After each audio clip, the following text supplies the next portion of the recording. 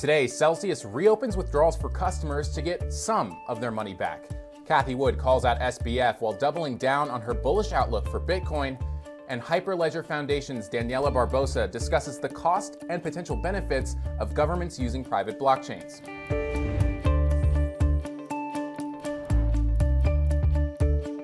Welcome to CNBC's Crypto World. I'm Jordan Smith. Crypto prices are in the red today. As of noon Eastern, Bitcoin dipped less than 0.5%, but still traded just above $23,000. Ether dipped 0.8%, and Dogecoin tanked, dropping nearly 6%.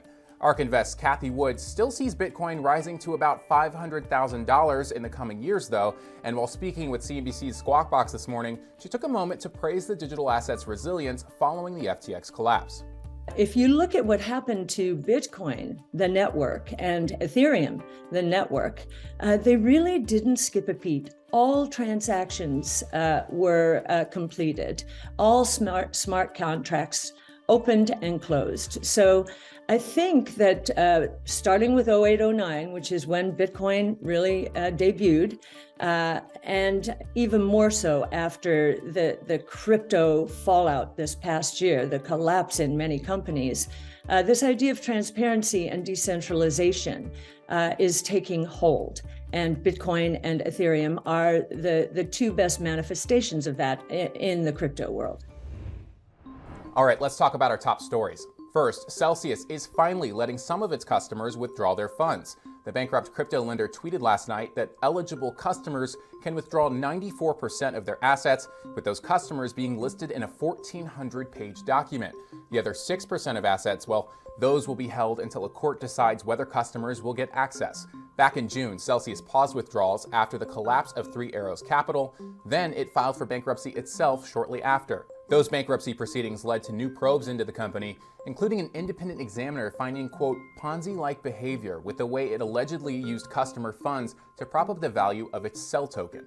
Next, Voyager Digital's creditors just shut down Alameda's attempt to claw back $500 million in loans. We told you yesterday, Alameda Research filed a complaint to recover a $446 million loan repayment made to Voyager after the firm collapsed last summer. In the complaint, Alameda tried to lay some of the blame for FTX's misuse of customer funds on Voyager, saying the firm knowingly or recklessly funded the misconduct, and that was part of Alameda's justification for requesting the funds. Well, Voyager and its creditors rejected the filing, saying Alameda's inequitable and fraudulent conduct cost the company hundreds of millions of dollars. Voyager also said if it had known the truth about FTX and Alameda, it never would have struck a deal with the firm. Last, Britain's finance ministry just laid out its first set of rules to regulate crypto, saying ongoing market volatility and the FTX collapse highlighted risks that need addressing. Financial Services Minister Andrew Griffith said the proposals include bringing centralized crypto exchanges into financial services regulation for the first time, as well as custody and lending. The rules will cover crypto companies in Britain or those providing services to the UK. Companies would need a license, as well as minimum capital and liquidity requirements. All right, on to our main story. We just talked about governments trying to regulate the crypto space, but at the same time, many governments are trying to implement their own forms of blockchain tech. California's DMV just partnered with Tezos to test run a new private blockchain network to track car titles and transfers. So to find out more about how governments are embracing blockchain technology and how much they cost, I spoke to Daniela Barbosa, the executive director of Hyperledger Foundation. The California DMV just recently announced this new blockchain project through Tezos. And Hyperledger has worked with governments around the world to deploy blockchain initiatives. So walk us through why a government entity would want to adopt blockchain technology.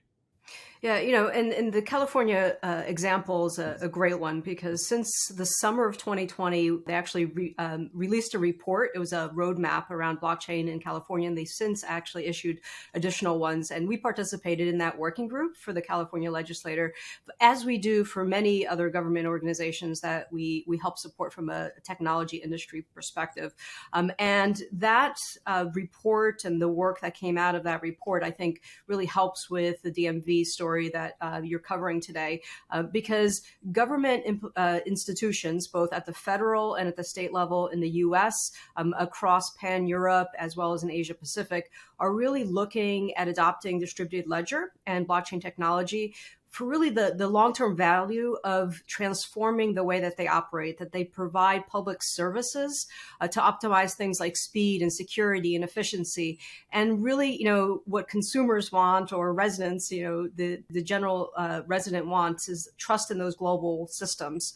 And blockchain and blockchain-related technologies really enable that. So it's great to see, California obviously leading the way, but there's many other great states in the U.S. and globally who are doing the same. In the case of California's DMV, they're using it to track titles and transfers of titles. And I guess I'm curious, is that the most realistic or most attainable use for blockchain technologies for governments, tracking the ownership or transfer of ownerships for people living in a state or country? What is the most attainable use case here? In California, in that one use case, and they have other use cases around health records and supply chain, specifically in food, from a supply chain, from a food traceability perspective, pharmaceuticals, obviously, property and tokenization of property and assets like real estate and vehicles is going to continue to be an important aspect that, from a government perspective, a regulatory perspective, they will need to take a look at. And of course, finance and payments.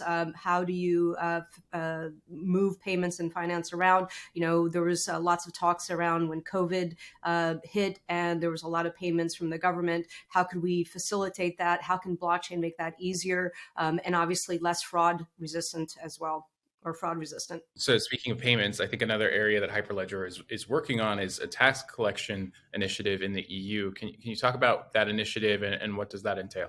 Yeah, so I think, one of the things that when people think about blockchain and are thinking about the distributed ledger and the technology and how it's implemented, it's really about looking at systems that are time consuming, that have verifications, that need multiple parties to verify that the data is correct, for example, for the next thing in the process to happen. These are things that, very often are very costly for both governments and the private sector that are participating in that have really low transparency for the consumers or for the residents of where that data is seeing. And it's the same thing that we see across systems like this tax audit, where you have companies that want to report and have to report from a regulatory perspective their tax earnings. And it's very time consuming for verification. So how do you enable those reports to occur faster? And how do you do it in a trusted system? And that use case points to blockchain being a way to do that as well. So I want to end by talking about Outlook. We're talking about a potentially huge undertaking for agencies or governments that are notoriously slow to adapt or upgrade. So can you talk about what the cost is for taxpayers or for government agencies, and how long this sort of deployment takes to implement blockchain technology? Yeah, so a couple of things, because we're seeing governments all around the world at different paces. So for example, in Europe, the European Blockchain Services Institute, or EBIS, has for many years been working on use cases around notarization, around diplomas. So if you go from one European country to another European country, how do you prove that you're a doctor or a nurse or have a computer engineering? So diploma use cases are very important in Europe as the European Union continues to grow in services they provide. And then digital identity compliance. There is a European regulatory framework, EIDAS, that has regulation requirements if you're offering digital wallets and digital identity to consumers. So very important to look at blockchain and do that. They've been at it for a couple of years, the government of British Columbia as well, since early 2016, where they're implementing these frameworks for adoption. In California, we started talking about California. Governor Newsom just in May did an executive order for creating a regulatory framework for building out these applications. So it's really important for governments and legislators and government officials to start building those out. It's a long process. We see wins or interesting use cases like the ones we've been talking to today. But ultimately, this is a technology that is going to take 10, 20 years sometimes to do implementations, because keep in mind, it is a digital transformation of existing systems. There might be new businesses and new processes that get built on top of it, but it's really changing the regulation that's out there from a government perspective and the systems. And we all know that many of our systems, especially here in the US, are quite antiquated. The federal government has been doing a great job at adopting blockchain technology across supply chain and other use cases as well. They have gone through the process. I don't know how much you know about federal use case of technologies where they have ATOs, which are authority to operate of specific code bases.